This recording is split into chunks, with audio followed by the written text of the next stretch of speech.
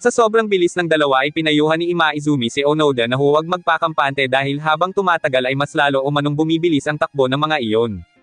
Nagpatuloy ang tatlo sa pagpedal pero nagulat si Onoda nang makitang hindi sila nakakaagwat ng malaki sa mga second gear. Ikinwento ni Tadakoro sa dalawa na habang ang mga second gear noon ay unti-unting nanghihina at bumabagsak na parang gamo-gamo ay sumama sa kanya sina Teshima at Aoyagi dahil nais umano ng mga iyon na maging mas mabilis. Dagdag pa ni Tadakoro na nakumpleto ng dalawa ang mga pagsasanay na ibinigay niya at tinapos iyon ng walang reklamo. Nang mga oras ding iyon ay ipinaalala naman ni Teshima kay Aoyagi ang mga itinuro sa kanila ni Tadakoro noon, na isa lang ang dapat nilang isipin at yun ay ang kailangan nilang manalo. Para naman kay Onoda ay hindi siya papayag na maunahan sila ng dalawa kaya sinundan niya lang si Naruko, ngunit hindi niya napansin ang naka-azling bato na siyang naging sanhi ng muntikan na nitong pagtamba. Sa sandaling iyon ay naabutan agad siya ng mga second gear at tuluyan ng nalampasan. Nang mga oras na iyon ay 250 metro na lang ang kailangan nilang padyakin, kaya aalalayan sana ni Naruko si Onoda pero pinigilan ito ni Imaizumi dahil matatalo umano ito pag nagpakita ito ng kahinaan. Nagalit si Naruko at ipinaalala kay Imaizumi na pinilit akyatin ni Onoda ang bundok na iyon para sa kanila, pero para kay Imaizumi ay kailangan nilang umabot sa finish line at iyon lang ang importanteng magawa nila sa ngayon dahil ginawa iyon ni Onoda para siguraduhin na makasali sila sa Inter-High kaya hindi nila iyon dapat sayangin. Dagdag pa ni Imaizumi na isa iyong laban kaya mas wala umanong mangyayari sa kanila kung pare-pareho silang magpapatalo. Pero ganun pa man ay tiwala naman umano ito na makakahabol si Onoda. Malabo iyon para kay Naruko dahil wala na umano iyong lakas pero ipinaalala ni Imaizumi kung paano nangulelat noon si Onoda sa karera ng mga first year at nakita naman nila na hindi pa rin iyon sumuko. Bukod umano sa kakayahan yun sa pag-akyat ay may iba pang kakaiba kay Onoda, ang kakayahang makahabol, at doon ay napagtanto ni Naruko na tama si Imaizumi.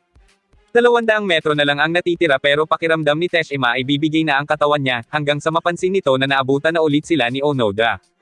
Dahil doon ay sinabi ni Teshima na mas bilasan pa nila ni Aoyagi, habang pinayuhan naman siya nito na huwag nang tumingin sa likod dahil yung mga nasa harap ang importante. Kailangan umano nilang manalo dahil may ipinangako rin sila noon kay Tadakoro. Iyon na ang huling taon na makakasali sila sa Inter-High na kasama si Tadakoro, kaya naman sumang-ayon si Teshima na kailangan talaga nilang manalo. Para kay Imaizumi, habang papalapit ang finish line ay hindi na sila dapat makaramdam ng pagod dahil kung sino ang makakatagal sa pagpipedal ng mabilis ay iyon ang mananalo. Iyon na ang naging simula para pasayawin ng apat ang kanilang bisikleta na siyang nagpabilis sa mga ito. Dahil napapag-iwanan na ay ginawa na rin iyon ni Onoda. Humawak ito sa lower handlebars at nagpedal pababa at doon siya nakaramdam ng lakas kaya sinabi niya na kaya niya iyon at makakahabol siya. Habang natatanaw na sila ng mga seniors nila ay nagpantay na silang 5 sa daan, kaya palaisipan sa mga ito kung sino ang mauuna sa finish line. Habang gitgitan ang laban ay inisip ni Imaizumi na hindi iyon ang oras para sumuko siya dahil hangad niya na makapasok sa finals para talunin si Midosuji. Bawat isa ay may kanya-kanyang determinasyon na makaabot sa finish line, ngunit hindi pa man nila natatapos ang 1,000 kilometro ay nagawa ng mauna ng mga first year laban kina Teshima at Aoyagi. Gayunpaman, sinabi ni Naruko kay Onoda na hindi sila dapat magpakampante dahil sigurado ito na nakabuntot lang ang mga iyon sa kanila. Ang hindi nila alam ay pareho ng hindi kinaya ng mga binti ng dalawa kaya natamba na ang mga iyon sa daan. Pilit na tumatayo ang mga ito para sa Inter-High lalo na at nasa harap nila si Tadakoro kaya nahihiya sila dito. Ngunit nilapitan sila ni Tadakoro at niyakap at sinabing pinatunayan na ng dalawa ang sarili nila at lumaban sa huli kaya tama na iyon, sapagkat kung pipilitin pa nila ay mas lalo lang lalala ang injury nila. Naging emosyonal ang tatlo habang sinasabi ni Tadakoro na ginawa naman ng dalawa ang lahat para makaabot sa finish line. Kinalimutan umano ng mga ito ang lamang nila para hintayin ang mga first year at labanan ang mga iyon ng sabayan, kaya sa puntong iyon pa lang ay pinahanga na siya ng dalawa kaya marapat nang magpahinga ang mga ito dahil may susunod na taon pa naman. Pagkatapos ng araw na iyon ay sinabi ni Naruko na kayang-kaya na nilang matapos ang 1,000 kilometro nang biglang dumating si Kinju. Agad na pumunta ang tatlo sa medical office upang makita sina Teshima at Aoyagi. Doon ay nagulat sila nang malaman na hindi na makakapagpatuloy ang dalawa sa kanilang training camp. Gayunpaman tanggap na iyon ni Teshima dahil sila naman umano ang sumubok sa mga first year. Hindi maitatanggi ni Teshima na hinangaan niya sina Naruko at Imaizumi, habang binati naman nito si Onoda dahil sa galing nito sa pag-akyat. Inamin ni Teshima na nasaktan siya nang sabihin ng kapitan nila na babuoy nito ang team kasama ang mga first year, kaya naman hiningi nito na mangako sina Naruko at Imaizumi para sa kanila at para sa Sohoko na maluklok sa trono sina Kapitan Kinju, dahil pag hindi iyon nagawa ng mga ito ay huwag umano ang mga iyong magpapakita kay Teshima.